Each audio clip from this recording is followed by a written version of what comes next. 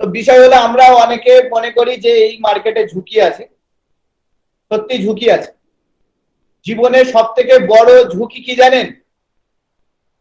জীবনের সব থেকে বড় ঝুঁকি ঝুঁকি না নেওয়া। জীবনের সব থেকে বড় রিস্ক না নেওয়া। রিস্ক যারা নিতে পেরেছেন তারাই কিন্তু একমাত্র সফল হয়েছে। সাথে সাথে আরো একটা কথা বলবো, আমরা অনেকে মনে করি এসব করে কি হবে, এখন এসব করব না, যখন টাকা আসবে তখন এটা করব, ওটা করব, এই করব, ওই করব, গাড়ি কিনবো, বাড়ি কিনবো, স্টক মার্কেটে ইনভেস্ট করব। টাকা আসলে আমরা অনেক কিছু করব। টাকাও মনে মনে হাসে, বলে ভাই কিছু তো কর, তাহলে তো আমি তোর কাছে যাব। তো কিছু করতে হবে, ভালো হোক খারাপ হোক কিছু করতে হবে। এই স্টক মার্কেটটা আপনাদের কাছে কারোর কাছে ভালো, কারোর কাছে খারাপ, আমার কাছে তো ভগবান, আপনাদের কাছে জানি না কিভাবে প্রেজেন্ট করতে পারবো। এবার আসি আমাদের শেখা নিয়ে। আপনারা এই ট্রেনিং এ আছেন, অনেকে এক্সপিরিয়েন্স, অনেকে বিগিনার, অনেকে আদৌ জানেন আদৌ জানেন না। তো তাদের উদ্দেশ্যে একটা কথা বলবো, শেখার শেষ নেই। আবার অনেকে বলবেন না যে শেখার যখন শেষ নেই তাই শিখেও কোনো লাভ নেই।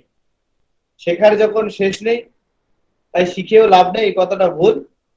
শেখার শেষ নেই, কিন্তু জীবনে যত দিন বাঁচবো শিখতে যাবো। তো যারা এক্সপিরিয়েন্স, যারা ফ্রেশার, তাদেরকে বোঝানোর জন্য একটা ছোট্ট গল্প আমি আপনাদের সামনে বলবো। কি কথা তাই আগের দিন বললেন। তো হ্যাঁ সত্যি বলছি, আগের দিনও বলেছি হয়তো। আপনি রিপিট ক্লাস করলে তো একই হবে, আলাদা কিছু তো আমি আর শেখাবো না। একই ব্যাচে আপনাদেরও যা শিখিয়েছি পরের বেলা ব্যাচেও তাই হয়তো শেখাতে হবে। কারণ সিলেবাস আর বই কোনোদিন চেঞ্জ হয় না, স্টুডেন্ট চেঞ্জ হয়। আপনি যদি এক ক্লাসে দুবার থেকে যান তো আমার তো কিছু করার নেই না। তো যাই হোক, আহ বিষয় হলো তিনজন ব্যক্তি গেছেন গান শিখতে। তো তিনজন ব্যক্তি গান শিখতে গেছে একজন গুরুদেবের কাছে। তো গুরুদেব এক এক করে সবাইকে ডাকছেন। তো প্রথম ব্যক্তিকে যিনি ডেকেছেন তাকে বলছে, বাবা তুমি কি গান জানো? বলছে, না গুরুদেব, আমি গান জানি না। বলছে, গান জানো না? বলছে, একদম জানি না। বলছে, বাবা তোমার গান শিখতে কিন্তু 2 বছর টাইম লাগবে, ধৈর্য আছে তো? তা বলছে, হ্যাঁ বাবা ধৈর্য আছে। গুরুদেবের বলছে যে ধৈর্য আছে। তো যখন প্রথম জন বেরিয়ে যাচ্ছে, তো তখন দ্বিতীয়জন বলছে যে গুরুদেব কি জিজ্ঞাসা করলো? বললো আমি গান জানি কিনা জিজ্ঞাসা করলো।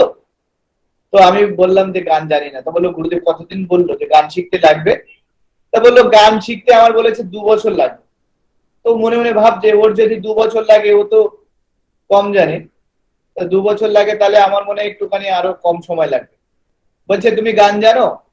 দ্বিতীয় জনকে। তো বলছে, আমি ওই গান গাই, মাঠে ঘাটে গাই, আশেপাশে গাই।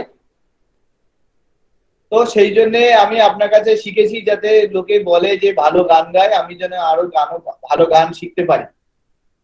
বাড়ির পাশে স্টেজে টেস্টেজে মোটামুটি সিঙ্গার আসার আগে একটুখানি গাই, লোকে ভালো প্রশংসা করে। বলছে, বাবা তোমার কিন্তু গান শিখতে বছর 5 লাগবে। তো বলছে, বছর 5? তো বলছে, আচ্ছা বাবা ঠিক আছে। তো যখন তৃতীয় ব্যক্তি যাচ্ছেন, তো দ্বিতীয় ব্যক্তিকে জিজ্ঞাসা করছেন যে কি বললো? তো বললো আমার নাকি গান শিখতে 5 বছর লাগবে। বলছে, তুমি গান জানো না? তো বলছে, হ্যাঁ একটু অল্প অল্প জানি। তো তৃতীয় ব্যক্তি যিনি গেছেন তিনি গুরুদেবকে বলছেন যে গুরুদেব আমি গান জানি। গুরুদেব আর জিজ্ঞাসা করতে হয়নি তৃতীয় ব্যক্তিকে। বলছে, আমি গুরুদেব গান জানি, আমি পাড়ার স্টেজে গাই, আমি মাঝে মধ্যে ফাংশন করে বেড়াই এখানে ওখানে, আমার কিছু স্টুডেন্টও আছে, একটা দুটো অ্যালবামও বেরিয়েছে, আমি আপনার কাছে শিখতে চাই আরো অ্যাডভান্স। গুরুদেব তখন বলছে, বাবা তোমার তো গান শিখতে লাগবে 5 বছর, ওই সরি 7 বছর। তা বলছে, গুরুদেব 7 বছর লাগবে কেন? যে মোটে জানে না তার 2 বছর, যে একটু জানে তার 5 বছর, আর আমি জানি আমার বলছেন 7 বছর, বলছে না গান শিখতে লাগবে আপনার 2 বছর, কিন্তু এতদিন যা শিখেছো ওইগুলো ভোলাতেই লাগবে তো 5 বছর। কারণ ওগুলো না ভুললে তুমি শিখবে কি করে, কারণ এতদিন যা শিখেছো সব তো ভুল। তাই আমি বলছি, এনআইএসএম থেকে পড়াশোনা করেছি আমি, national institute of security market. 13 বছরের অভিজ্ঞতায় এমনও হয়েছে যে স্টক মার্কেটে কোনগুলো আমাদের কাজে লাগে আর কোনগুলো লাগে না, থিওরি এবং প্র্যাকটিক্যালের মধ্যে কিছুটা মেলবন্ধন রাখতে হয়। শেয়ার মার্কেটও একটা শাস্ত্র, প্রত্যেকটা শাস্ত্রর প্র্যাকটিক্যাল এবং থিওরির কিছু মেলবন্ধন থাকে। তো সেই মেলবন্ধন থেকে আপনাদেরকে বলছি, থিওরি এবং প্র্যাকটিক্যাল দুটো সম্পূর্ণ আলাদা, কিন্তু একটার সাথে আরেকটার মেলবন্ধন রাখতে হয়।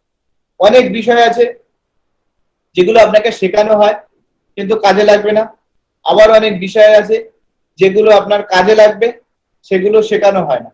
এর আগেও আমি কাউন্সিলিং এ বলেছি, ইতিহাস, ভূগোল, জীবন বিজ্ঞান, বাংলা, ব্যাকরণ, ইংরেজি, গ্রামার সব তো আমাদেরকে শেখানো হয়। বলুন তো কার জীবনে শুধুমাত্র শিখে শেখানো ছাড়া আর কি কাজে আপনার লাগে?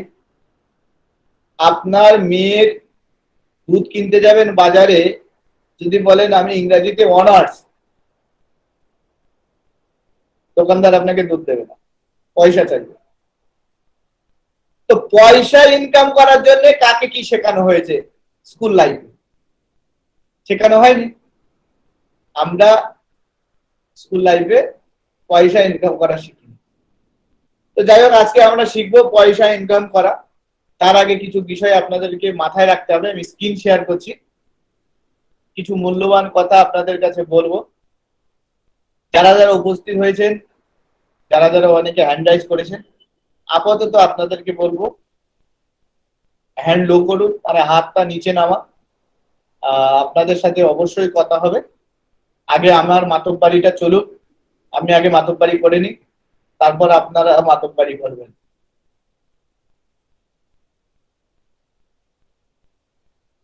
একটু হাত নামিয়ে নেবেন। তো আমি স্ক্রিন শেয়ার করছি আপনাদের সামনে, ছোট্ট একটা প্রেজেন্টেশন দেখাবো আপনাদের, তারপরে আবার বলবো।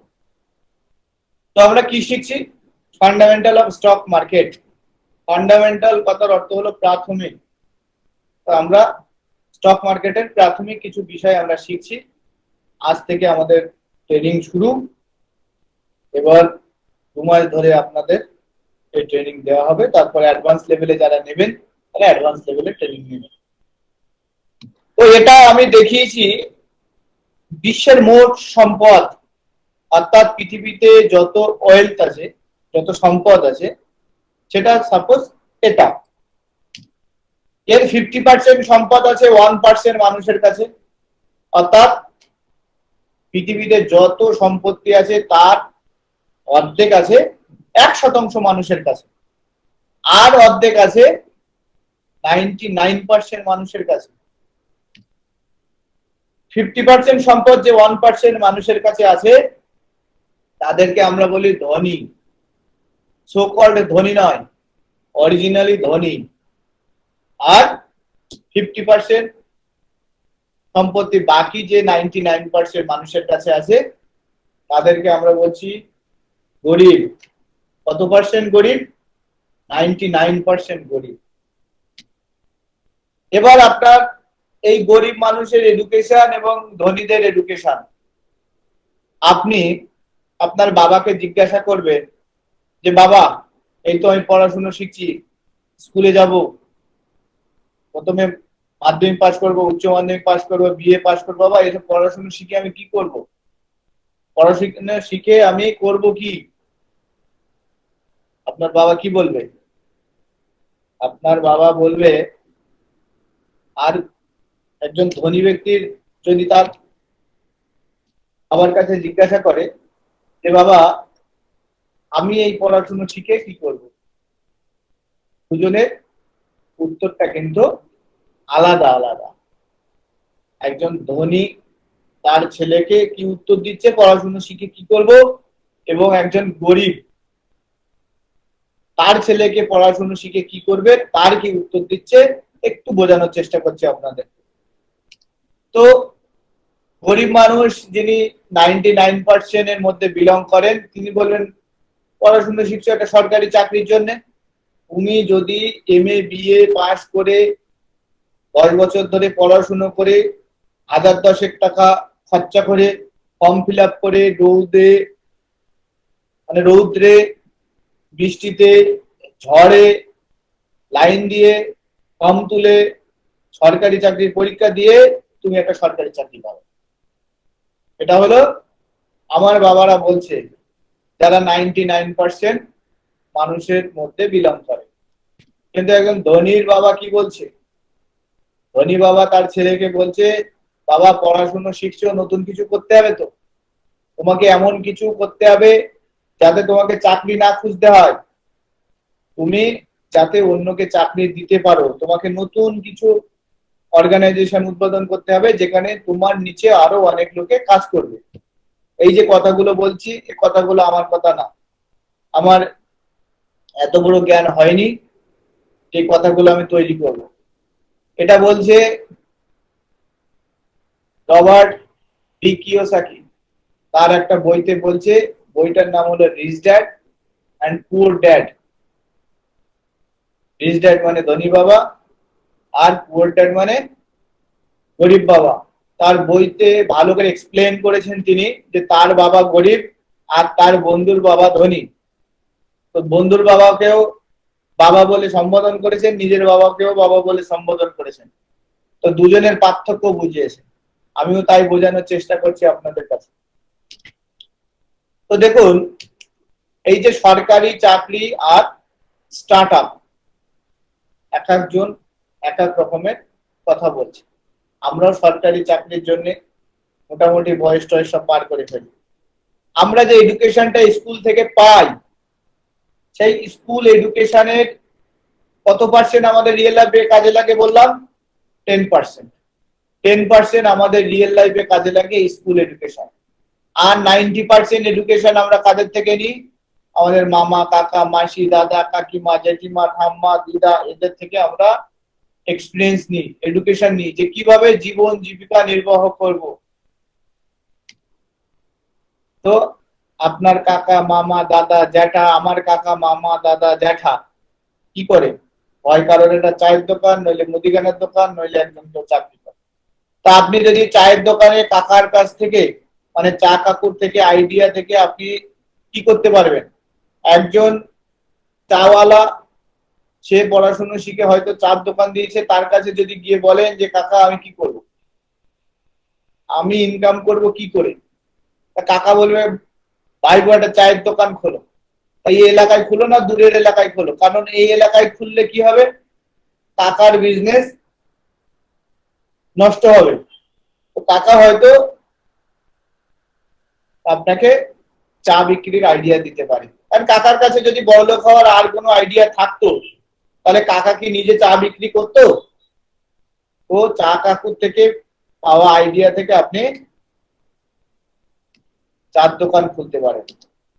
কিন্তু দেখুন, বিড়লা, আম্বানি, গোয়েঙ্কা, এরা যদি আপনাকে যদি উপদেশ দেয়, কিংবা এদের থেকে যদি আপনি জিজ্ঞাসা করেন যে কাকা আমি কি করব, কিন্তু এরা আমাদের না কাকা না জ্যাঠা, এরা কেন আমাদেরকে সুযোগ দেবে?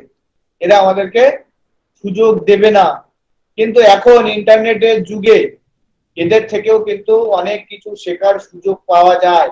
বিভিন্ন ধরনের বই পাওয়া যায়, বিভিন্ন ধরনের আর্টিকেল পাওয়া যায়, বিভিন্ন ধরনের ভিডিও পাওয়া যায়, এখান থেকে শেখা যায়, ইন্টারনেটের মাধ্যমে শেখা যায়। কেউ বলবে না আদানি, আম্বানি, বিড়লা, বৃন্দাবন এদিকে এসো, কিভাবে বড়লোক হওয়া যায় শিখিয়ে দিচ্ছি। কারণ এদের অত সময় নেই, আপনাকে পার্সোনালি এরা চেনেও না। এরা ওই ধরনের 1% মানুষের মধ্যে বিলং করে যারা ধনী। কিন্তু আমাদের কি আছে, বই আমরা পড়ি? পড়ি না। যদি বই মেলায় যাই, কমিক্সের বই কিনি, গানের বই কিনি, আমরা এই সমস্ত বই কোনোদিন পড়ি না। ইউটিউবে, ইন্টারনেটের মাধ্যমে আমরা এগুলো পড়ার চেষ্টা করি না। না পড়বো, না দেখবো, না শুনবো, কারণ আমাদের মনের মধ্যে একটাই, যে ওই বইয়ের মধ্যে কি লেখা আছে আমি সব জানি। ওই বইয়ের মধ্যে বড় বড় বাতলিং দেওয়া আছে, সব জানি, সব কালো টাকার কারবার ও সব জানা আছে, সব আপনার জানা আছে, তাই আপনি আর জানতে চান না। কিন্তু আপনি এত কিছু জানেন, তো আপনার এই অবস্থা কেন? শুনুন, শিখতে হলে সাকসেসফুল মানুষের থেকে শিখতে হয়। ফেলিওররা আপনারা ফেল করা শেখাতে পারে, আর সাকসেসফুলরা একমাত্র আপনাকে সাকসেস শেখাতে পারে। তো আমরা কিন্তু সেটা করি না। আমাদের নজর কোন দিকে? আমরা ইন্টারনেট পাই।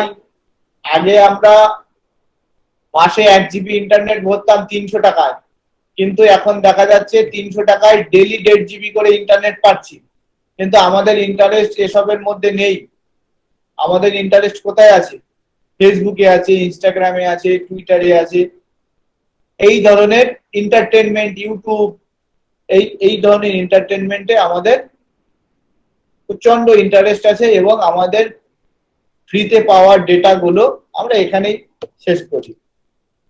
আমরা দেখুন, এই ধরনের যে সমস্ত মানুষগুলো আছেন, যেগুলো আপনাকে পরিবর্তন করে দিতে পারে, আপনার মেন্টালিটি চেঞ্জ করে দিতে পারে, তাদের কথা আমরা চিনি না। বলুন তো কতজন চেনেন? ম্যাক্সিমাম লোক আছে যারা বাঙালি, তারা এই সমস্ত মানুষগুলো অনেকেই চেনেন না। কে এগুলো? সন্দীপ মাহেশ্বরী কে? গোপাল কৃষ্ণ দাস কে? আমাদের চেনার মানে প্রয়োজন মনে করে। আপনারা তাছাড়া দেখুন তো, এই ধরনের টিভি চ্যানেল, জি বিজনেস, সিএনবিজি টিভি, সিএনবিজি আওয়াজ, এছাড়া আপনার যে সমস্ত বিজনেস চ্যানেল আছে, সেই বিজনেস চ্যানেলগুলো আমরা কোনোদিনও খুলেও দেখি না যে কিভাবে বিজনেস করা যেতে পারে, কিভাবে আমাদের অন্য কোনো ভাবে ইনকাম করা যেতে পারে। আমরা কোনো রকমের ইন্টারেস্ট এসবের উপর দিয়ে দেখি না, সবসময় আমরা ইগনোর করি। দেখুন কিভাবে ইগনোর করি। টিভিতে দেখা যাচ্ছে জি বিজনেস আছে, সিএনবিসি আছে, কিন্তু আমরা রিমোট চেঞ্জ করতে করতে যদি একবার দেখি, বাহ, এ আবার কি, শুধু লেখা উঠছে, দুধ কোথায় গান আছে, ওখান থেকে স্কিপ করে 1 সেকেন্ডে আপনারা দাঁড়াবেন না, ওখান থেকে স্কিপ করে দেখবেন কোথায় ভালো ভালো গান হচ্ছে, সিনেমা হচ্ছে। দেখুন আমাদের ইন্টারেস্ট কোথায়, এখন ইয়াং ছেলেদের ইন্টারেস্ট কোথায়? ইন্টারেস্ট হলো PUBG, free fire, Netflix, Hoichoi, জি5, Disney Hotstar, IPL, Prime Video, Sony LIV, এইসবে আমাদের প্রচন্ড ইন্টারেস্ট। আবার এসবে আমরা আবার ঘেনিয়ে গেলে কি করি? লুডু খেলি, আবার রাস্তায় যেতে যেতে আবার ট্রেনে বসে বসে, যাই হোক, আমরা এসবে আমরা দেখি না, আমরা ক্যান্ডি ক্রাশ করি, শুধু ক্যান্ডির উপরে ক্লিক করি আর ক্যান্ডি ক্রাশ হয়। আর তারপরে যদি কিছু সময় পাই, তাহলে সময় পেলে চাকরি খুঁজি, তাছাড়া আমাদের কোনো কাজই নেই, কিন্তু চাকরি পাই না। পাবো কি করে? আপনি বা পাবেন কি করে? এই ডেটাটা দেখুন, পাবেন কি করে? ইন্ডিয়ায় ডেইলি কত মানুষ জন্মায় জানেন? ইন্ডিয়াতে ডেইলি 73,787 মানুষ এই মুহূর্তে জন্মায়, এভারেজ। আর মৃত্যু হয় কত? মৃত্যু হয় 26,789 জনের। অর্থাৎ মৃত্যু এবং জন্ম, জন্ম থেকে মৃত্যু যদি আপনি বাদ দেন, তাহলে দেখা যাচ্ছে ভারতবর্ষের প্রত্যেক দিন জনসংখ্যা 46,998, মানে 50,000 লোক বাড়ছে। 50,000 নতুন নতুন লোক পৃথিবীতে আসছে, থেকে যাচ্ছে। তো 50,000 লোকের কর্মসংস্থান করা, সবাই যদি বলে সরকারি চাকরি চায়, যিনি বিজনেস করেন তিনিও বলছে আমার ছেলেটা সরকারি চাকরি পাক, যে সরকারি চাকরি করেন তিনিও বলছে আমার ছেলে সরকারি চাকরি পাক, যে চাষি সেও বলছে আমার ছেলে তো একটা সরকারি চাকরি পেলে আমার জীবন জীবিকা সব সরল রেখার মতন চলতো, সব বাবুয়ানার মতন চলতো আমাদের সব। কিন্তু পাবো কি করে? ডেলি 50,000 কর্মসংস্থান করতে হবে, সে যে গভর্নমেন্টই থাকুক না কেন। আর যে পরিমাণে আনএমপ্লয়মেন্ট আছে ভারতবর্ষে, তাদের যদি রিকভারি করতে হয় ডেলি 70,000 কর্মসংস্থান তৈরি করতে হবে। তার দ্বারা সম্ভব? 70,000 কর্মসংস্থান কারোর দ্বারা, কোনো সরকারের দ্বারা ডেইলি তৈরি করা সম্ভব না। তো আমাদের কি করতে হবে? ইনকাম করতে হবে। সরকারি চাকরির ভরসায় থাকলে হবে না। সরকারি চাকরি ছাড়াও অনেকে অনেক কিছু করেছেন, একটুখানি হিসাব রাখবেন, দেখবেন অনেকে অনেক কিছু করেছেন। কিন্তু আপনি যাই করতে যান, শেয়ার বাজারেও যদি কিছু করতে যান, তাহলে এখানে মূলধন লাগবে। চাকরি করতে গেলে আপনার নলেজ লাগবে, এডুকেশন লাগবে, এবং আপনার এক্সট্রা কিছু অর্ডিনারি থাকতে হবে। কিন্তু ব্যবসা করতে গেলে সব থেকে আগে লাগবে আপনার পুঁজি। পুঁজি যদি না থাকে তাহলে কিছুই হবে না। পুঁজি সফলতা কি কুঞ্জি, পুঁজি থেকেই সফলতা আসে। তো আমরা অনেকে ইনকাম করি। ইনকাম কয় ধরনের একটু আপনাদের সামনে একটু এক্সপ্লেন করার চেষ্টা করছি। ইনকাম অ্যাকচুয়ালি দু ধরনের। কি? অ্যাক্টিভ ইনকাম আর হলো প্যাসিভ ইনকাম। অ্যাক্টিভ ইনকাম আর প্যাসিভ ইনকাম, এই দুটো ইনকাম যদি আপনি বুঝতে পারেন, তাহলে আপনি ধনী হওয়ার দিকে এক ধাপ এগিয়ে যাবেন। এই ইনকাম আপনাকে বুঝতে হবে। অ্যাক্টিভ ইনকাম কি? অ্যাক্টিভ ইনকাম যেখানে আপনি নিজে অ্যাক্টিভ।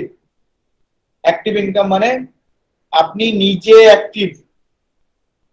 অর্থাৎ আমি চাকরি করছি, তো আমি সেখানে অ্যাক্টিভ। আমি যদি চাকরি করি, সাথে সাথে আমি, সাপোজ আমি ফুড অফিসে চাকরি করি, সাথে সাথে আমি বাস চালাতে পারবো না, সাথে সাথে আমি স্কুলে মাস্টারি করতে পারবো না। কারণ একটা ব্যক্তি এট এ টাইম এক জায়গায় অ্যাক্টিভ থাকে। আমি এই মুহূর্তে অ্যাক্টিভ আছি আপনাদের টিউশনি দেওয়ার জন্য, অর্থাৎ আপনাদেরকে ট্রেনিং করানোর জন্য। এখন যদি একজন আমাকে ফোন করে বলে, স্যার আমার একটা ডিম্যাট অ্যাকাউন্ট খুলবো, আমার কি এই ট্রেনিং এর মধ্যে বলা সম্ভব? কারণ এখানে আমি অ্যাক্টিভ আছি, ওই কাজটা এই মুহূর্তে করতে পারবো না, ওই কাজটা একটু পরে করতে পারবো। অ্যাক্টিভ ইনকাম মানে আপনি যে ইনকামের মধ্যে অ্যাক্টিভ থাকছেন। সাপোজ একটা আপনার দোকান আছে, দোকান আপনি চলছেন, আপনি নিজেই দোকানদারি করেন, তা দোকান আপনি খুলবেন তো বিক্রি হবে, বিক্রি হলে আপনার লাভ হবে, এটা হলো আপনার অ্যাক্টিভ ইনকাম। আপনি যদি দোকান না খুলতে পারেন, তাহলে সেখান থেকে আপনার ইনকাম হবে না। আপনি চাকরি করছেন, চাকরিতে গেলে আপনি ইনকাম পাবেন, চাকরিতে না গেলে পাবেন না। আপনি লেবার, কোথাও দিনমজুর খাটেন, কিংবা কোথাও আপনি চাষাবাদের দিনমজুর খাটেন, তো সেখানে আপনি যেদিন যাবেন সেদিন আপনার মহাজন পয়সা দেবে, কিংবা আপনার কন্ট্রাক্টর পয়সা দেবে, যেদিন যাবেন না পয়সা দেবেন না। এছাড়া কি? Selling something you create or own, আপনি যেগুলো নিজে তৈরি করেছেন, যেমন আপনি কর্মকার, আপনি বিভিন্ন লোহার যন্ত্রপাতি তৈরি করেন, তা আপনি যতক্ষণ বানাবেন ততক্ষণ ইনকাম, যদি না বানাবেন ততক্ষণ ইনকাম না। চাষাবাদ, আপনি মাঠে ফসল ফেললে, ফসল করলে আপনার ইনকাম, না করলে ইনকাম নেই। ট্রান্সপোর্টিং মানে আপনার যদি একটা গাড়ি থাকে, আপনি সেই গাড়ি যদি নিজে চালান, তো গাড়ি চালালে ইনকাম, না চালালে ইনকাম। এগুলো হলো অ্যাক্টিভ ইনকাম। মোটামুটি আপনাদের বোঝাতে পেরেছি, আরো সামনে বোঝাবো অ্যাক্টিভ ইনকামটা কি। এক কথায় অ্যাক্টিভ ইনকামে যেখানে আপনার শরীর খাটছে, আপনি খাটছেন, এবং এট এ টাইমে একটা জায়গায় আপনি কাজ করতে পারবেন। আর প্যাসিভ ইনকাম কি? প্যাসিভ ইনকাম হলো আপনি একটা বই লিখে মার্কেটে ছাড়ছেন, আপনি একটা বই লিখে মার্কেটে ছাড়ছেন, সে বই মার্কেটে সেল হচ্ছে, প্রকাশনী যিনি আছেন তিনি বইটা ছাপিয়ে মার্কেটে বিক্রি করছে, যত সেল হচ্ছে আপনি রয়্যালটি পাচ্ছেন, যত সেল হচ্ছে রয়্যালটি পাচ্ছেন, ওদিকে রয়্যালটি ঢুকছে, আপনি আবার একটা বই লিখছেন। তো আগের যে বইটা লিখেছিলেন সেখান থেকে আপনি প্যাসিভ ইনকাম পাচ্ছেন। রেন্টাল ইনকাম, আপনি আপনার বাড়ি ভাড়া দিয়েছেন, আপনি যদি আপনার বাড়ি ভাড়া দেন, তো সেই বাড়িতে আপনার কি ঘর মোছা কাজ করতে হবে? তাহলেই কি ইনকাম? না, আপনি ও বাড়ি ভাড়া দিয়েছেন, সে অন্য বাড়িতে থাকুন না কেন, সে আপনার মাসে মাসে আপনার ঘরে টাকা ঢুকবে, এটা হলো প্যাসিভ ইনকাম। আপনি কোনো গাড়ি কিনে রাস্তায় ভাড়া দিয়েছেন, আপনি নিজে চালান না, বাস চলে রাস্তায়, বাস থেকে ইনকাম হয়, আপনার ডেলি ডেলি টাকা দিয়ে যায়, সেখান থেকে আপনার ইনকাম। আপনি কোথাও টাকা দিয়েছেন ইন্টারেস্টে অর্থাৎ সুদে, সেখান থেকে সুদ পাচ্ছেন, এটাও আপনার প্যাসিভ ইনকাম। কারণ যিনি আপনাকে সুদ দিচ্ছে তার কারখানায় গিয়ে আপনাকে কাজ করতে হয় না। ডিভিডেন্ড অফ স্টক, আপনি শেয়ার বাজারে ইনভেস্ট করছেন, সেখান থেকে লভ্যাংশ পাচ্ছেন, সেটাও প্যাসিভ ইনকাম। আপনি একটা অ্যাপ ক্রিয়েট করেছেন, আমি সাপোজ একটা অ্যাপ ক্রিয়েট করেছি অটল ট্রেড অ্যাপ, আপনারা যতবার যাচ্ছেন অনেকে সাবস্ক্রাইব করছে, আমি আর ওখানে কিছু করি আর না করি, পয়সা কিন্তু আমার কাছে ঢুকছে, এটা এক ধরনের প্যাসিভ ইনকাম। আপনি হাই রিটার্ন কোনো ইনভেস্টমেন্ট করলেন, আপনি কোনো ইউটিউব চ্যানেলে ভিডিও দিচ্ছেন, তো রাত 12টার সময় যদি কেউ যদি সেই ভিডিও দেখে, তো সে আপনি ইনকাম, আপনার ইনকাম, আপনি ঘুমিয়ে আছেন কিন্তু আপনার কিন্তু ইনকাম হচ্ছে। তো প্যাসিভ ইনকাম মানে আপনি যেখানে কাজ করছেন সেটা হলো অ্যাক্টিভ ইনকাম, আর যেখানে আপনার হয়ে আপনার কোনো ক্রিয়েটিভিটি কিংবা আপনার অর্থ কাজ করছে সেটা হলো আপনার প্যাসিভ ইনকাম। তো অ্যাক্টিভ ইনকামে একটা মানুষ কোনোদিন ধনী হতে পারে না, চাকরি করে মানুষ কোনোদিন ধনী হতে পারে না। চাকরি করেও আবার মানুষ ধনী হতে পারে যদি তার প্যাসিভ ইনকাম থাকে। তো প্যাসিভ ইনকাম যত বাড়বে, একটা মানুষ এট এ টাইম এক জায়গায় অ্যাক্টিভ থাকতে পারে, কিন্তু প্যাসিভ ইনকামে একটা মানুষের কিন্তু ক্যাপিটাল 50 জায়গায়ও খাটতে পারে, 20 জায়গায়ও খাটতে পারে, 10 জায়গায়ও খাটতে পারে, 100 জায়গায়ও খাটতে পারে, 100 জায়গা থেকে ইনকাম আসতে পারে। আপনি যদি কাউকে ইন্টারেস্ট দেন সেখান থেকে ইনকাম পাবেন, যদি ডিভিডেন্ড স্টক থেকে পান তাও ইনকাম পাচ্ছেন, আপনি যদি বই লিখে রাখেন তো সেখান থেকে একসাথে 10 জায়গা থেকে ইনকাম আসতে পারে। প্যাসিভ ইনকাম এটাই। এবার দেখুন, এবার আপনাদের কাছে একটা ছোট্ট গল্পের মাধ্যমে আরো ক্লিয়ার করার চেষ্টা করব যে আমাদের জীবনে আমরা কি ভুলগুলো সব থেকে বেশি করে থাকি। এবার আপনাদের সামনে ব্ল্যাঙ্ক পেজ নিয়ে এসে আমি একটু লেখালেখি করব। ইনকাম তো অনেকের করেন, অনেকে বাপ দাদা ইনকাম করে আপনার কাছে রেখে গিয়েছে, কিন্তু অনেকে সম্পত্তি রাখতে পারেন না, আবার অনেকে ইনকাম করেও রাখতে পারেন না। যে ভুলগুলো আমরা করি, একটুখানি যদি আপনারা বিষয়টা আলোকপাত করেন তাহলে বুঝতে পারবেন যে ভবিষ্যতে কিংবা অতীতে আপনি কি ভুল করেছেন কিংবা ভবিষ্যতে এই ভুলটা আপনার দ্বারা করা উচিত না। সাপোজ আমি গল্পের মাধ্যমে বোঝানোর চেষ্টা করছি, আপনারা অবশ্যই বুঝবেন। সাপোজ আমাদের গ্রামে দুটো পরিবারের কথা বলছি, সব থেকে আমরা যেগুলো দেখেছি যে সব থেকে একজন ধনী পরিবার গ্রামের মধ্যে, আর একজন সব থেকে দরিদ্র পরিবার।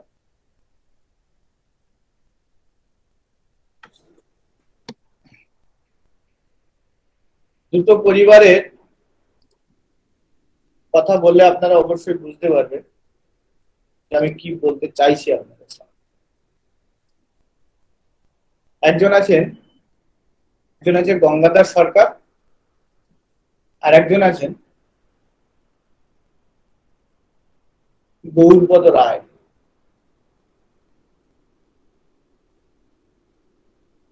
দুজনের না তিনটে তিনটে করে ছেলে, দুজনের 3 ছেলে, এরও 3 ছেলে ওরও 3 ছেলে। তো গঙ্গাধর সরকারের প্রপার্টি আছে জানেন কতটা?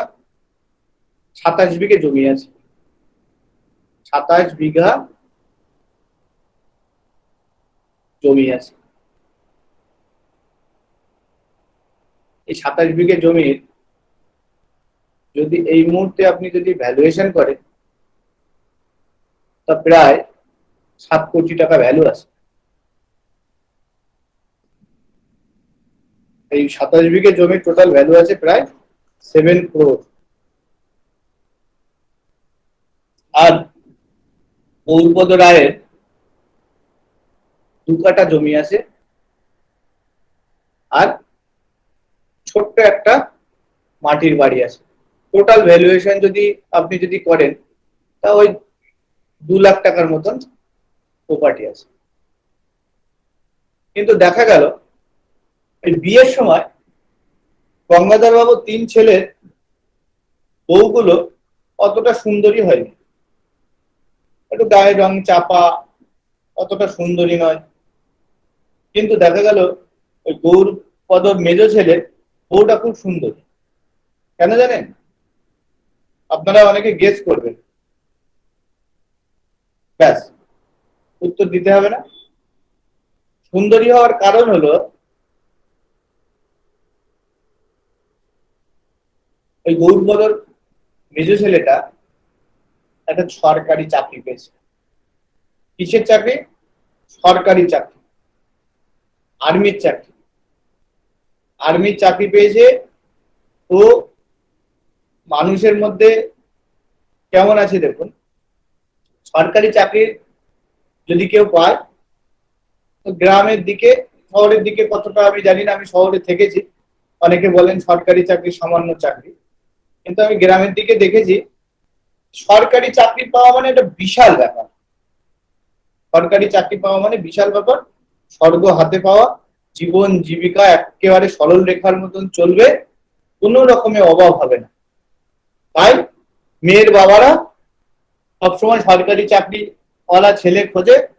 তাই তার মেয়ে যদি সুন্দরী হয়, তার তো বলবে আগে কিসে সরকারি চাকরি ছাড়া আমি আমার মেয়ে বিয়ে দেবই না। কিন্তু যেভাবে আনএমপ্লয়মেন্ট চলছে আর যেভাবে সরকারি চাকরির মন্দা চলছে, পাওয়া খুব মুশকিল।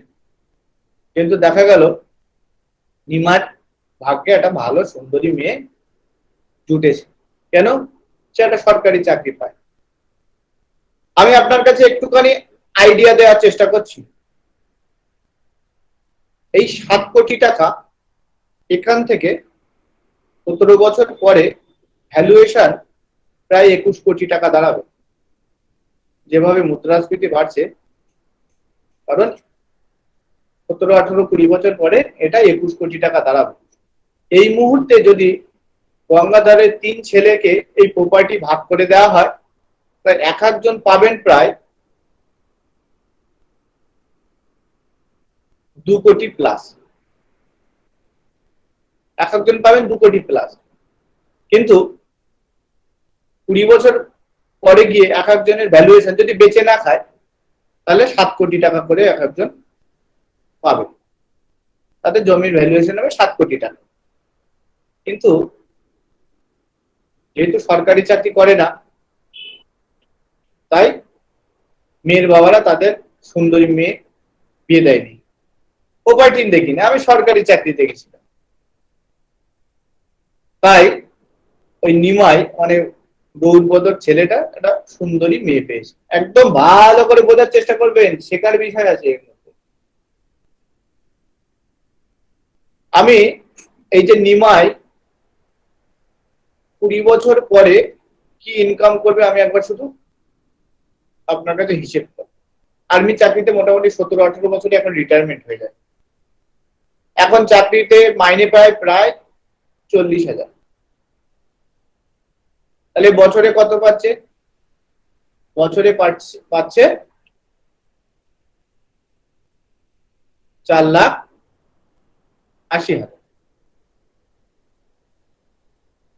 বছরে পাচ্ছে 4,80,000। আমি এটাকে রাউন্ড ফিগারে 5 লাখ ধরলাম। 17 বছর যদি চাকরি করে, আমি কোনো খরচা ধরছি না, আমি শুধু মাইনে বাড়বে, আমি জানি বাড়বে। তো সেখানে আমি এবারে যে 17 বছর পরে সাপোজ ইনকাম করবে 85 লাখ টাকা। তো আমি এখানে রাউন্ড ফিগারে 1 কোটি ধরতে পারি, যেহেতু মাইনে বাড়বে। আমি শুধু ইনকাম ধরলাম, খরচ ধরলাম না। তা 20 বছর পরে গিয়ে কিংবা 17 বছর 18 বছর পরে গিয়ে টোটাল নিমাই ইনকাম করছে 1 কোটি টাকা। তখন গঙ্গা মাস্টারের মানে গঙ্গা দাস সরকারের ছেলের প্রপার্টির ভ্যালু হবে 7 কোটি টাকা। তো 1 কোটি টাকা দিয়ে 10 বিঘে জমি কিনতে পারবে না? 1 বিঘেও কিনতে পারবে না। সাপোজ 2 বিঘে জমি কিনলো, অলরেডি 27 বিঘে সম্পত্তি 3 ভাগের কাছে ভাগ করলে এর কাছে অলরেডি 9 বিঘে সম্পত্তি আছে। এই মুহূর্তে 9 বিঘে আছে, আর 20 বছর পরে 2 বিঘে কিনতে পারবে। কিন্তু মেয়ের বিয়ে সরকারি চাকরির সাথেই দিতে হবে। কারণ সেই বাবা বুঝেছে যে আমার সম্পত্তি খেতে দেবে না, জামাই চাকরি করলে জামাই আমার মেয়েকে সুখে রাখবে, খেতে দেবে, এবং আগামী দিনে আমার জামার ভবিষ্যৎ আছে, ভাবাটাও স্বাভাবিক, এতে কোনো দোষ নেই। আর সুন্দরী মেয়ে সরকারি জামাইয়ের সাথে বিয়ে দেওয়ার কোনো দোষ নেই, কিন্তু দোষ সব হলো এই নিমাইয়ের, এই ছেলেটার। কি দোষ? 17 বছর চাকরি পাওয়ার পর দেখা যাচ্ছে যে শুধু তার কাছে প্রভিডেন্ট ফান্ডের টাকা ছাড়া আর কিচ্ছু নেই। প্রভিডেন্ট ফান্ডের টাকা হয়তো 20 লাখ কিংবা 25 লাখ, তার প্রভিডেন্ট ফান্ডের টাকা কিংবা রিটায়ারমেন্টের সময় এককালীন কিছু টাকা ছাড়া তার কাছে আর কিছু নেই। তাহলে নেই কেন? আমি তো 1 কোটি টাকার হিসেব দিলাম, নেই কেন? আপনি বলবেন যে 1 কোটি টাকা থেকে কি খরচ করবে না? অবশ্যই খরচ করবে। প্যাটার্নটা একটুখানি আপনাদেরকে বোঝানোর চেষ্টা করছি। কিভাবে একজন সরকারি চাকরি পাওয়া ছেলে, দেখুন সরকারি চাকরি পেতে গেলে আমি জানি ট্যালেন্ট লাগে, কিন্তু কখনো কখনো সরকারি চাকরি পেতে গেলে মানে ডিফেন্সে পেতে গেলে আপনার ট্যালেন্টের থেকে ভগবানের দেওয়া আপনার শরীর, আপনার শরীরের দক্ষতা এবং ক্ষমতা, অর্থাৎ আপনার ফিজিক্যাল পারফরমেন্সটা বেটার হওয়ার দরকার আছে। সেটা ভগবান ছাড়া দিতে পারেন। আপনি যদি রোগাবাতলা হন, যতই খান না কেন, আপনি যদি বেটে হন, আপনার জিন যদি বেটে হয়, আপনি যতই খাওয়া দাওয়া করেন না কেন, আপনি লম্বা হবেন। ওটা একটু ঈশ্বর প্রদত্ত হয়। তো ঈশ্বর প্রদত্ত এই সরকারি চাকরি কিন্তু নিমাইয়ের কোনো কাজে লাগলো না, শুধুমাত্র জীবনটা কোনো রকমে চললো। কেন? দেখুন, একটা ছেলে যখন আর্মির চাকরি পায় তখন প্রথমে সে ট্রেনিং পিরিয়ডে প্রায় 30,000 টাকা করে 6 মাসে মোটামুটি 1,80,000 টাকা নিয়ে বাড়ি আসে। কত টাকা নিয়ে বাড়ি আসে?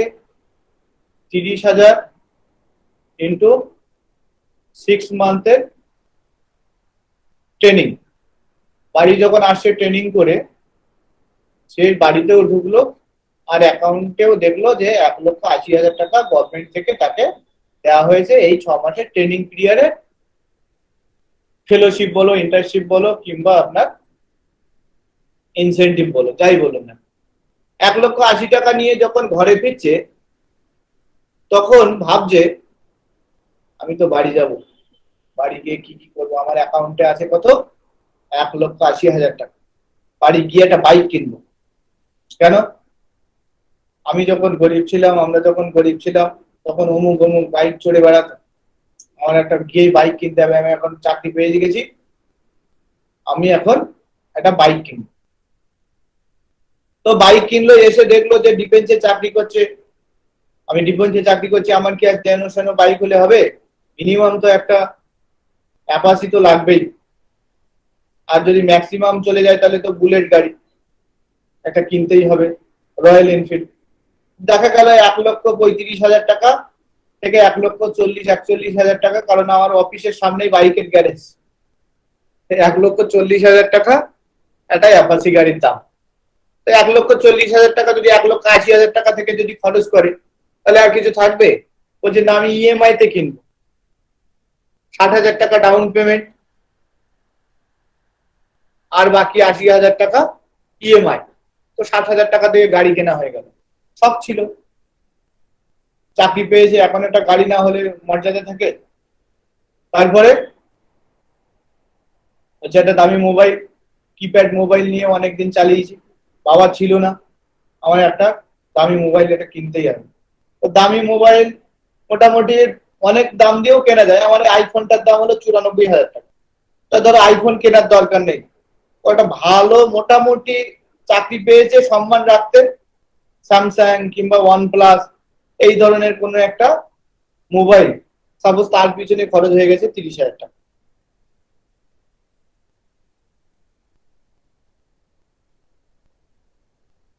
আর কি? গাড়িতে তো তেল ভরতে হবে, গাড়িতে এমনি চলবে না, গাড়িতে তেল ভরতে হবে, আত্মীয় স্বজন বন্ধু বান্ধব সবাই সাথে দেখা করতে যেতে হবে, মোটামুটি 5,000 টাকা তেল ভরা হয়ে গেছে। স্কুলে পড়াকালীন অনেক মেয়েকে ভালো লাগতো, প্রপোজ করতে পারতো কিন্তু পারতো না, মানে প্রপোজ করতে চাইতো কিন্তু পারতো না, যেহেতু বেকার, কিছু করে না। তো এখন চাকরি পেয়ে গেছি, এখন তো আর ছাড়বে না। এখন সেই ইমা সীমা যেই হোক না কেন, সে এখন আমার সরকারি চাকরি থেকে আমাকে পছন্দ করবে এবং তার বাবাও আপত্তি করবে না আমার সাথে বিয়ে দিতে। তাহলে মেয়েও ভাববে যে না, সরকারি চাকরি করে, আমার বাবাও আপত্তি করবে না। তো তখন ভালোবাসা হবে, নতুন প্রেম হবে, গার্লফ্রেন্ডের জন্য গিফট, গার্লফ্রেন্ডের বান্ধবীর জন্য গিফট, হয়তো তাকেও একটা মোবাইল কিনে দিতে হবে। তো গার্লফ্রেন্ডের পিছনেই 5,000 টাকা খরচ হয়ে গেছে। যে স্কুলে পড়তো সেই স্কুলের সামনে গিয়ে ভালো ড্রেস, কত জামা কাপড় এবং বাইক, বন্ধু বান্ধব সব নিয়ে করতে হবে। তারপর যে বন্ধুরা একই সাথে রাস্তায় দৌড়াতো, প্র্যাকটিস করতো, তারা বলছে ভাই আমি তো পাইনি, তুই চাকরি পেয়ে গেছিস। তাহলে মাল খাওয়া, মানে মদ খাওয়া, একদম বাংলায় ভাষায় বলছে, মদ খাওয়ার পিছনে আরো 5,000 টাকা চলে গেছে।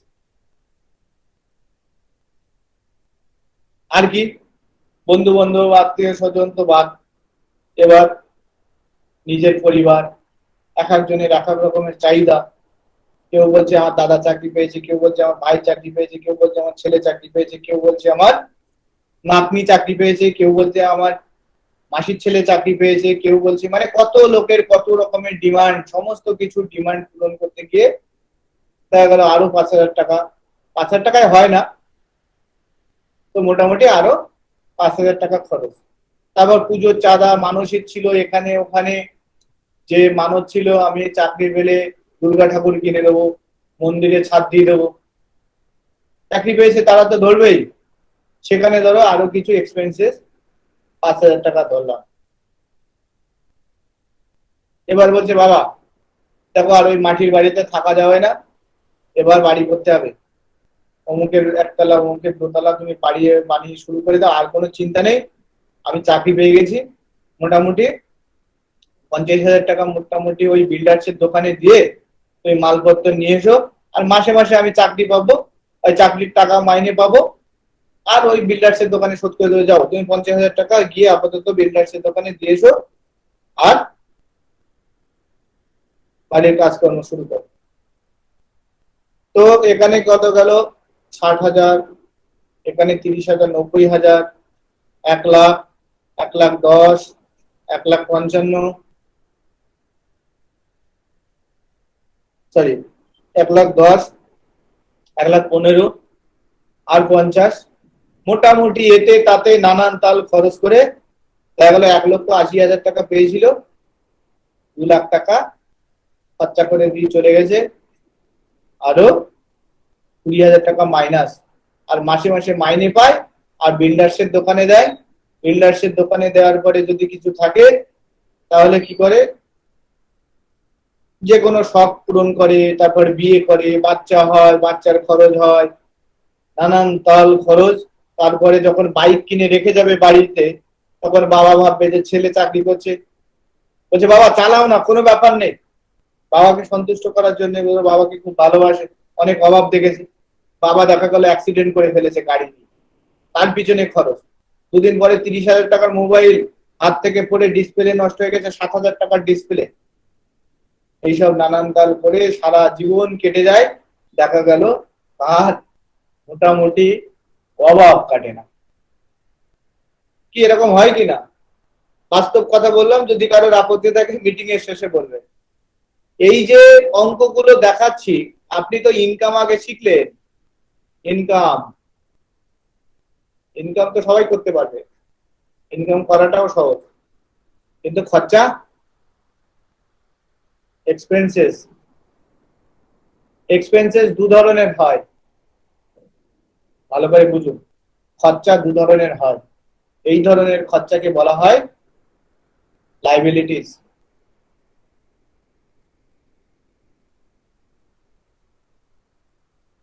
অর্থাৎ বাংলায় যাকে বলা হয় দায়। আর এক ধরনের খরচা হয় অ্যাসেট। বাংলায় যাকে বলা হয় সম্পদ। সম্পদ আর সম্পত্তি এক করে ফেলবেন না। অনেকেই সম্পদ আর সম্পত্তি এক করে ফেলেন। অ্যাসেট মানে সম্পদ আর প্রপার্টি মানে সম্পত্তি, দুটোর আলাদা আলাদা মানে আছে। সম্পদ এটাই যেটা থেকে আপনার রোলিং ইনকাম হয়। আপনার যদি বিলের মাঝখানে কিংবা পতিত কোনো জমি থাকে, হয়তো বিক্রি করলে তার একটা ভ্যালুয়েশন পাবে, সেখান থেকে চাষ হয় না, সেটা হলো আপনার প্রপার্টি, তার একটা ক্যাপিটাল গ্রোথ হয়। কিন্তু অ্যাসেট কি? অ্যাসেট হলো যার ভ্যালুয়েশনও বাড়ছে, সাথে সাথে সেখান থেকে ইনকাম করবেন। সাপোজ আপনার একটা 2 বিঘে চাষের জমি আছে, চাষও করছেন, খাচ্ছেন, ফসল ফলাচ্ছেন, সাথে সাথে জমির ভ্যালুয়েশন বাড়ছে, এটা হলো আপনার কাছে অ্যাসেট। আবার কিছু কিছু বিষয় আছে যেগুলো হলো প্রপার্টি, যেগুলো শুধুমাত্র ভ্যালুয়েশন বাড়ছে কিন্তু সেখান থেকে কোনো ইনকাম আসছে না। তো অ্যাসেট বাড়াতে হবে, লাইবিলিটিস কমাতে হবে। আপনি বলবেন দূর মশাই, চাকরি করে জীবন শেষ হয়ে যাবে, এই সমস্ত করবো না। অবশ্যই করবেন, আমিও তাই করছি। তো আমিও তো 90,000 95,000 মোবাইল, আপনারা যে ডিসপ্লে দেখছেন এটা হলো অ্যাপেলের, 1.5 লক্ষ টাকা দাম। আমি যে গাড়িটা চড়ি 18 লাখ টাকা দাম। আমার 2 জায়গায় বাড়ি আছে। কিন্তু এই যেটা আপনারা এখন দেখছেন, এখন পড়ছেন 2022 সালে, এটা আমি 2012 সালে পড়েছিলাম। সেই জন্যে চাকরি বাকরি পাওয়ার পরে অনেকে বলেছে কেমন চাকরি করে, লাইফ স্টাইল নেই, যার যেমন ইনকাম তার দেখলে বোঝা যায়।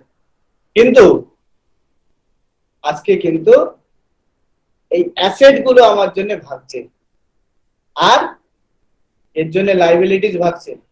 এই জন্য যখন কম্পেয়ার হতো যে ও সরকারি চাকরি করে আর বৃন্দাবন কোথায় টাটা কোম্পানিতে চাকরি করে, দেখো পার্থক্য দেখো।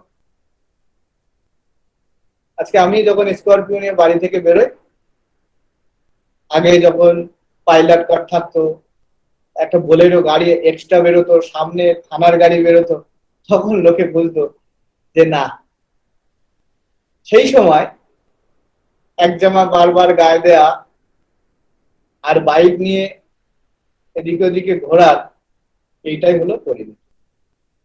অবশ্যই করবেন। আপনার একটা সময় অ্যাসেট এমন জায়গায় চলে যাবে। এখন এই মুহূর্তে আমার কাছে প্রায় 1 কোটি টাকা শেয়ার আছে, যা ডিভিডেন্ড পাই তা আমার হাত খরচা চলে। 2 লক্ষ টাকা আমার হাত খরচা, এখন মিনিমাম 4 থেকে 5 লক্ষ টাকা পার মান্থ, মানে কিছু না করলে ইনকাম। কিন্তু এই জায়গাটা আসেনি, এই জায়গাটা এসছে আমি লাইবিলিটিস এর পিছনে প্রথম নয়, আজকে আমি সব পূরণ করছি, কিন্তু প্রথমে লাইবিলিটিসটাকে কমিয়ে অ্যাসেটটাকে বাড়িয়েছিলাম। অনেকে বলতো যে ঘর নেই, ইয়ে নেই, তা নেই, কিন্তু আজকে তারাই দেখে অবাক হয়, তারাই দেখে লাইফস্টাইল দেখে তাদেরও হিংসা হয়। তাই আপনাদেরকে বলছি, যারা ইনকাম করছেন তাদেরকে বারবার বলছি, লাইবিলিটিস কম, অ্যাসেট বেশি বাড়ান। অ্যাসেট আপনার এমন একটা জায়গা যেখান থেকে আপনার একসাথে বিভিন্ন জায়গা থেকে ইনকাম আসতে পারে, কিন্তু লাইবিলিটিস বাড়ালে আপনার শুধু খরচা বাড়বে, আর আপনি এক জায়গায় ইনকাম করবে, দৌড় জীবন দৌড়ে দৌড়ে শেষ হবে, আর মাথার মধ্যে EMI EMI, loan loan loan. আপনার ওয়াইফ সাফার করবে, আপনার সন্তানেরা সাফার করবে, আপনার মা বাবা সাফার করবে, সবাই সাফার করবে। আরে চাকরি করে, ইনকাম করে, টাকা কোথায় যায়? তাই বলছি, প্রথম দিন অনেক মাতব্বারি হলো, এবার মাতব্বারি বন্ধ, ডিসপ্লে ক্লোজ। এবার আপনাদের সামনে আসছি, আমি কি ভুল বললাম কি ঠিক বললাম এটা নিয়ে একটুখানি ডিসক্লোজ করতে।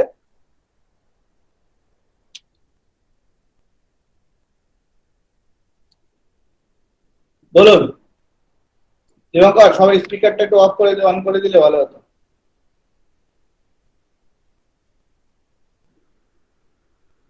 107 হয়ে গেছে।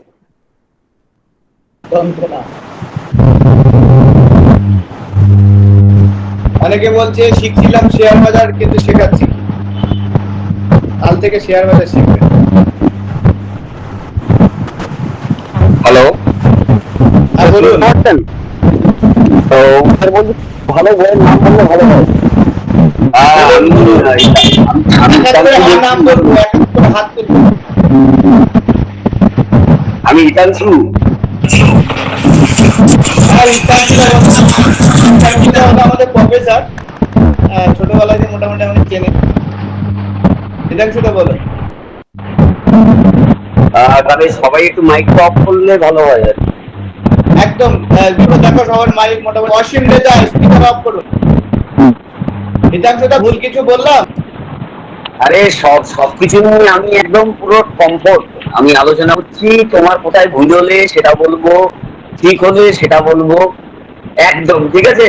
আমি কিন্তু আজকে বাইরে যাইনি, মানে আমার এই রবিবারটা ছুটি থাকে, বাট আমি বাইরে যাইনি। আচ্ছা তো দেখলাম যে ওটা ইয়ে করতে হবে। এবার দেখো, এখানে অনেকেই আছে, আমি দেখে বুঝতে পারছি, ঠিক আছে, যে অনেকেই আছে যারা মানে একদমই কিছু জানে না। মানে আমি কি বলছি, যে টাকা মানাতে জানে না, ঠিক আছে। আর তুমি বারবার যে আলোচনাটা করেছো, শুনতে পাচ্ছো? হ্যাঁ শুনতে পাচ্ছি দাদা, বলো। হ্যাঁ, বলছি তুমি বারবার যে আলোচনাটা করলে, একদম মানে বেসিক আলোচনা, ওটাই তো আমাদের মতো, একদম বেসিক আলোচনা। লাস্ট আলোচনাটা দিয়ে আমি শুরু করি। লাস্ট তোমার যে কনক্লুশনের লাস্ট আলোচনা, সেই আলোচনাটা হচ্ছে, তুমি বললে তুমি বললে যে ছেলে এত ইনকাম করছে, কোথায় যাচ্ছে ইনকামটা। একদম তাই। এখানে আমি যেহেতু মানে কলেজে পড়াই, আমার ভাষায় এটা হচ্ছে পার্থিব অপার্থিব, আর তোমার ভাষায় এটা হচ্ছে অ্যাসেট অ্যান্ড রিসোর্স। একদম একদম মানে, একদম মানে তোমার কথাগুলো, দেখো তুমি তুমি তুমি করে বলেছো, কখনো বলেছো যে আমি মাতব্বরি করি বা আমি না করি। এইভাবে যদি না বোঝানো হয় না, এর মধ্যে থেকে আমি জানি না কতজন কি করবে, কি ইনভেস্ট করবে, কি করতে পারবে না, আমি জানি না। হয়তো অনেকে এর মধ্যে মাঝখানে বেরিয়ে যাচ্ছে, আসছে, ঢুকছে, এ করছে, আমি দেখছি। আমি কিন্তু ওই তোমার ওই টাইম টু টাইম আমি মেনটেন করেছি। এবং আমি তোমার একটা জিনিস দেখাই, আমি এখানে লিখেছি সব, ঠিক হ্যাঁ আছে, হ্যাঁ লিখেছি সব, কি বলছো কি বৃত্তান্ত আমি সব লিখেছি। এবার ব্যাপার হচ্ছে, ওই ওই লাস্ট কথাটা অসাধারণ। তারপরে তুমি যেটা উদাহরণ দিলে, যে গ্রামের মধ্যে বড় মানে অনেকে ধনী আছে, অনেকে মানে গরিব মানুষ, তারা কিভাবে কি হলো, এই ব্যাপারগুলো একদম সত্যি সত্যি অসাধারণ জিনিস। আর অ্যাকচুয়ালি ওই যে ব্যাপারটা তুমি যেটা বললে, যে কেউ যদি বই লেখে, আমার বই আছে, আমি পেশি ওটা ইনকাম করি, ঠিক আছে। আপনি বই লেখেন, এবার বই লেখেন জানি তো, সেই জন্য বই লেখার কথাটা তো বললাম। আপনি এবার উপস্থিত দেখো, আছেন তা আমি জানতাম না। আহ, আরে মোটামুটি আমি আমাকে আমি ভালো আমি লাগে। না না না না না, দেখো তুমি আমি যখন জয়েন করেছি ব্যাপারটায়, তুমি যখন আছো আমার মানে বন্ধু বন্ধুর মতো লোক, কোনো অসুবিধা নেই। এখানে সবাইকে বলবো যে এরাও প্রত্যেকেই যদি মনে করে যে আমি আমার অর্থটাকে কিভাবে বাড়াবো, তোমার ওই যে বিশেষ যে ব্যাপারটা পপুলেশন স্টাডি যেটা তুমি করেছো, ওটা ওটা হচ্ছে তোমার ব্যাপার নয়, ওইটা আমি কলেজে পড়াই। যে আচ্ছা প্রতিদিন এই পার্সেন্টেজ লোক মানে প্রতিদিন ভারতে বাড়ছে। ওই যে 70,000 প্রতিদিন কি করে চাকরি দেবে, কোনো সরকার চাকরি দিতে পারবে না। একদম ফার্স্ট পয়েন্ট, সম্ভব না, দেওয়া সম্ভব না, কোনো সরকার পারবে না। ঠিক আছে, আর ইন্টারনেটে বেসিক্যালি বাকিদের সাথে একটুখানি কথা বলে নি। আহ, একদম একদম, হ্যাঁ, আমার সঙ্গে হিতাংশুদা পরে কথা হলো হবে। ভূগোলের প্রফেসর, আমারই একজন বন্ধু, প্রসেনজিৎ সরকার। তো হিতাংশুদার সাথে পড়তো, ওই হিতাংশুদার ভাই আবার না না, আমাদের সাথে পড়তো। হ্যাঁ, হ্যাঁ, তো প্রসেনজিৎ যাই হচ্ছে হোক, আমার ছাত্র। হ্যাঁ তাই বলছি যে প্রসেনজিৎ হলো আমার ছাত্র, প্রসেনজিৎ আমার বন্ধু। তো যাই হোক, বাকি আর যদি কারো কিছু বলার থাকে একটু স্পিকার অন করুন। স্যার, হ্যাঁ বলুন, স্যার শুনছেন বলছিলাম, বলুন। শুনতে পাচ্ছেন? হ্যাঁ শুনতে পাচ্ছি। বলছি স্যার, কিছু ভালো বইয়ের নাম বললে ভালো হয়। হ্যাঁ হ্যাঁ, কিছু বইয়ের নাম বললে ভালো হয়, যেগুলো পরে বেসিক আইডিয়াটা করা যাবে। অবশ্যই অবশ্যই বইয়ের নাম বলে দেবো। নারায়ণ মাইতি। হুম। স্যার একটা বলুন, প্রশ্ন ছিল। এরপরে আরো একটা ট্রেনিং আছে, একটু তাড়াতাড়ি করবেন। হ্যাঁ, বলছি স্যার মিনিমাম কত টাকা ইনভেস্ট করলে মোটামুটি একটা লাভের মানে মুখ দেখা আরে যেতে পারে? ইনভেস্টমেন্টের কথা কেন আসছেন? আগে শিখুন, এই হলো সব থেকে বড় মুশকিল। দিল্লি বহুত দূর স্যার। শেয়ারবাজারটা শিখুন, তারপর ইনভেস্টের কথা ভাববেন। স্যার বলছি কালকেও কি এই একই টাইমে ক্লাসটা হবে? কালকে একই টাইমে হবে। আচ্ছা, এটা কি প্রতিদিন হবে নাকি শুধু রোববার? না না, প্রতিদিন হবে। আচ্ছা ঠিক আছে। সময় ধরে হবে এটা? 2 মাস কত ধরে, সময় ধরে প্রথম হবে 1 এটা? মাস সোম থেকে শুক্র, ক্লাসটা? পরের 1 মাস আপনার শনি রবি। এগুলো আপনারা সব আগে থেকেই জানেন, না, কত- এগুলো নোটিফিকেশন পাবেন। নারিয়ন মাইতি যদি কিছু বলেন তো বলুন, এরপরে আবার হ্যাঁ, একটা ক্লাস আছে, সবাই ওয়েট করছি। এই ক্লাসেরও অনেকে আছেন যে ওখানে জয়েন করবেন। হ্যাঁ, শুনতে পাচ্ছেন? হ্যাঁ, শুনতে পাচ্ছি, বলুন। হ্যাঁ, আজকে যে কথাগুলো আপনি বললেন একদম বাস্তব কথা। মানে আমরা হয়তো যেটা ইনকাম করে খরচা করে ফেলি, সেটা যদি ঠিক মতন মিতব্যয়ী হয়ে জমানোর চেষ্টা করি, আজীবন আমরা ওই টাকাটা নিয়ে সুখ ভোগ করতে পারবো। তাই যে কথাটা আপনি বললেন সত্যি বাস্তব কথা। এইভাবে যদি আমরা চলি তাহলে নিশ্চয়ই বড় হব বা কিছু পয়সা ভবিষ্যতের জন্য আম, মানে রাখার চেষ্টা করতে পারবো। আম, আমি একটু দেরি করেই জয়েন করেছি। এইগুলোর কি রেকর্ডিং পাওয়া যাবে স্যার? অবশ্যই। আচ্ছা, ঠিক আছে, পরীক্ষিত থ্যাংক ইউ। পারি। খুবই ভালো লাগলো। পরীক্ষিত পারি।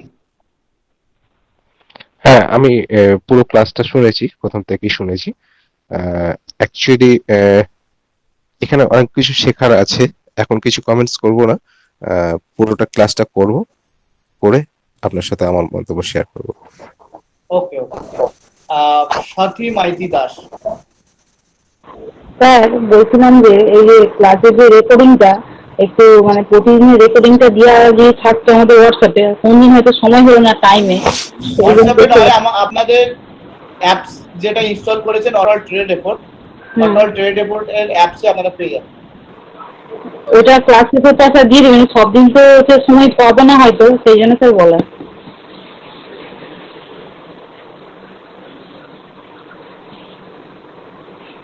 হ্যালো হ্যালো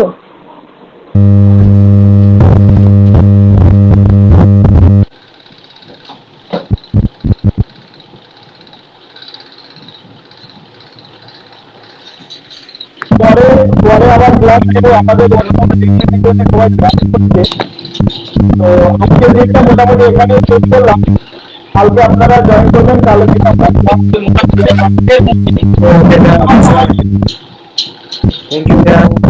এর ফিডব্যাক দেবেন। যাওয়ার আগে সবাইকে ধন্যবাদ জানাচ্ছি।